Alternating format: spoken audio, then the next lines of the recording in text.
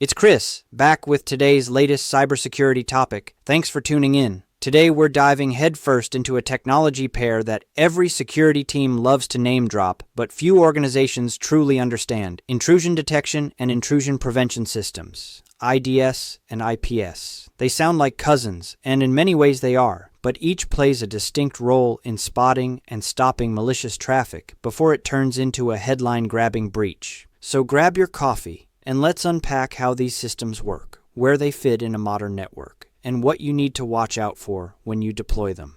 Let's start with the basics. An intrusion detection system is essentially an alarm. It inspects packets flowing across your network or tapping into your cloud workload and compares what it sees to a library of known bad behavior. Signatures for malware, exploit patterns, command and control beacons, and then raises its hand the moment it spots something suspicious. Think of it like a security guard watching the CCTV feed. The guard can't physically lock a door from the control room, but they can radio the team when they see a burglar climbing the fence.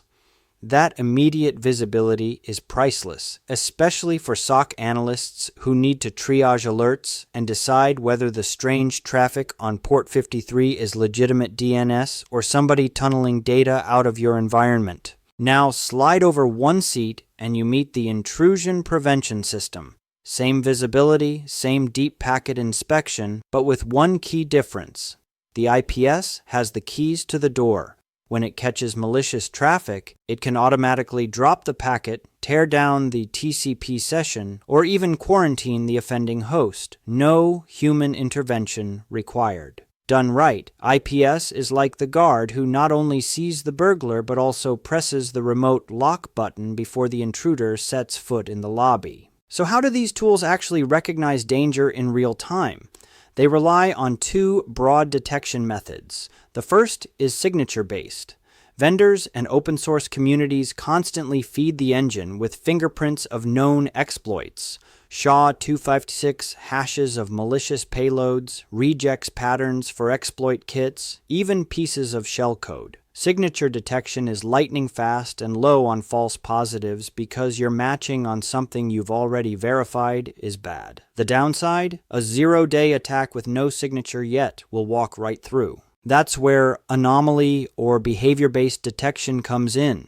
Here, the system learns what normal traffic looks like for your environment. How many DNS queries a desktop fires off each hour, how often a payroll server calls the outbound API, and then rings the bell when a pattern falls outside that baseline. It's more resource intensive and can be noisier, but it catches the novel attacks that signatures miss. In practice, most commercial IDS IPS products blend both approaches, giving you coverage for yesterday's malware and tomorrow's unknowns. All right, let's ground this in reality with a quick story. A technology firm I consulted for had a state-of-the-art IDS sitting off a span port, happily logging alerts but never reviewed by anyone outside audit season.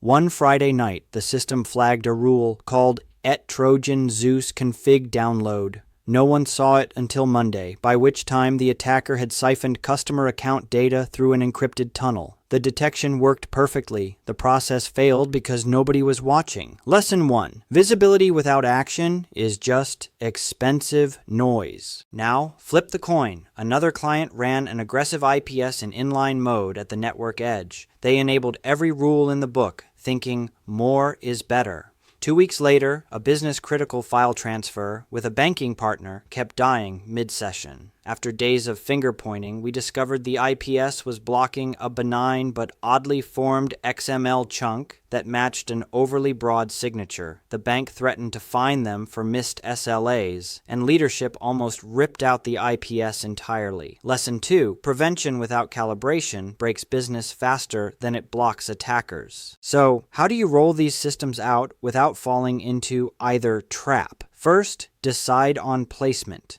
For north-south traffic, the data entering and leaving your network Inline IPS makes sense. For east-west traffic inside your data center or cloud VPC, a passive IDS feed into your SIEM can uncover lateral movement without risking application downtime. Many organizations actually run both, passive monitoring across internal segments and selective inline blocking at high-risk choke points like the DMZ or remote access gateways. Second, build a tuning phase into your deployment plan. Start in detection-only mode. Let the engine learn your environment for at least 2 weeks. Mark every alert as true positive, false positive, or informational. Once the false positive rate is manageable, flip critical signatures, think remote code execution exploits, into prevention mode. Revisit that balance monthly, otherwise new applications will break in mysterious ways, and your engineers will quietly disable the IPS just to keep business humming.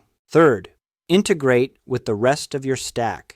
Push IDS and IPS alerts to your SIEM so analysts can correlate them with endpoint telemetry, authentication logs, and threat intel feeds. Automate ticket creation in your ITSM platform.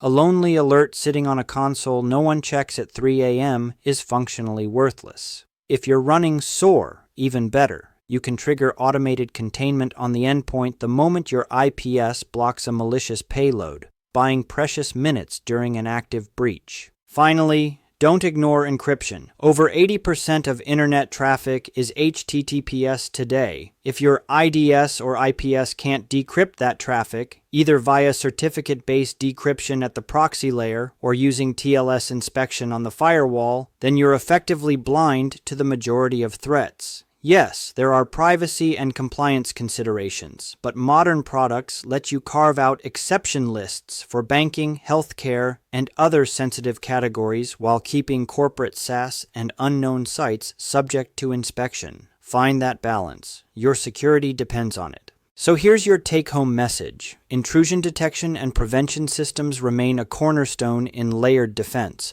but they're not plug-and-play marvels. They need thoughtful placement, relentless tuning, and tight integration with your monitoring and response workflows. Treat them like living security controls that evolve with your network, and they'll stop attacks you never even knew were possible. Neglect them, and they'll either drown you in false alarms or silently watch while the adversary strolls by. That wraps up our deep dive. If you learned something new, hit that like button, subscribe for more straight talk cybersecurity, and drop a comment below.